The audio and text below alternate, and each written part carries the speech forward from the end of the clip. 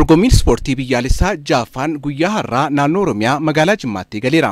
Dorgommicha irratti ispoortistoonni naannolee hundaa fi bulchiinsa magaalaa lama bakka bu'an kan irratti hirmaatan yoo ta'u, gosoota ispoortii 26 dorgommiin ni taasifama. Ispoortistoonni naannolee garaagaraa bakka bu'anis waltajjichi dorgommiin ispoortii kan itti taasifamu qofa osoo hin ta'in obbolummaa fi tokkummaan lammiilee Itoophiyaa cimsuudhaaf akka gargaarudha kan nutti himan. Dorgommiin kun sirriidha. Waggaa 9 fadhachitee ture. Amma garuu marsaa ja'affaa itti fufee jira. Tokkummaa fi obbolummaa keessatti gahee guddaadha kan inni taphatu jedhee yaada. Sababiin isaayyuu saba garaagaraatu walitti dhufee jira iddoo kanatti.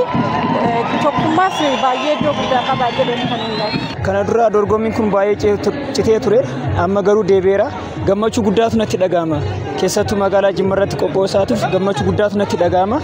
Yeroo hedduu addaan citee ture. Amma garuu waan gaariidha. Sabaa fi sablaawwan hedduu argineerra gammachuu guddaatu natti dhaga'ama akka leenjisaa tokkotti. ዛሬ ደስ የሚል ድባብ har'a miira namatti tolutu jira. Uummanni Jimmaa, uummanni Oromoo simannaan isaanii baay'ee namatti tola. Waan durgurraan dhagahaa turre amma qabatamaan argine. Kun cimeetti fufuu qaba. waan hundaa jaallanneerra. ደስ ይላል እንግዳ ተቀባዮች ናቸው. Dorgommiin guutuu biyyaalessaa Jaafaan magaalaa Jimmaarratti gaggeeffamaa jiru ispoortistoota ciccimoo biyya bakka bu'an waltajjii addunyaa irratti hirmaatan filachuudhaaf kan gargaarudha. Kanumaan wal qabateem ispoortistoonnis dorgommicha olaantummaan golabuuf qophii gahaa taasisaa turan. Shaakala baay'ee gaarii ta'edha kan nuti gaggeessaa turre akka Oromiyaatti. Amma nuti gaafa akka Oromiyaatti bakka buunee dhiyaannu mo'ataa taana jenneeti kan nuti dhiyaannee jirru. Karaa hundumaa jechuudha. Qophii bareedaa taasisneerra yeroo hedduu shaakalaa turre akka international taekwoondootti qabxii guddaa hin finne jennee itti abdannaa jirre. Ispoortiin madda jaalalaa fi nageenyaa waan ta'eef hariiroo waliin cimsuudhaan seenessa waloo biyyi keenya ijaaruuf deemartu dhugomsuu keessatti iddoo guddaa qaba. Kana malees ispoortistoota ga'umsa qabanii fi karra kan saaqu waan ta'eef kana boodas cimee itti fufuudhaa qaban dhaamsa hirmaattotaati. Tokkummaa obboloota walitti fida.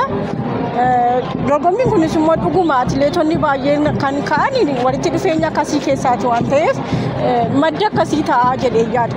Madda atileetotaa. Kanaafiyyuu dorgommiin kun bifa kanaan itti fufuu qaba gara fuulduraatti jedha. በጣም ደስ ይላል ከሰማ sabaa fi sablammoota 80 oltu jiru.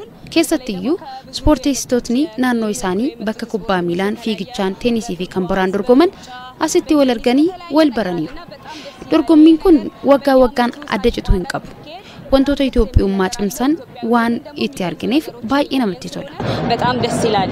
Sirna jalqabbii dorgommii ispoortii biyyaalessaa Jaaffaa magaalaa Jimmaatti gaggeeffame irratti ittaanaa ministeera muummee Tamasgan Xurunee, ministeera aadaa fi ispoortii Shawwii Shaankaa fi ittaanaa pirezidaantii naannoo Oromiyaa obbo Awwaluu Abdii fi qondaaltonni fi ispoortistoonni garagaraa argamaniiru.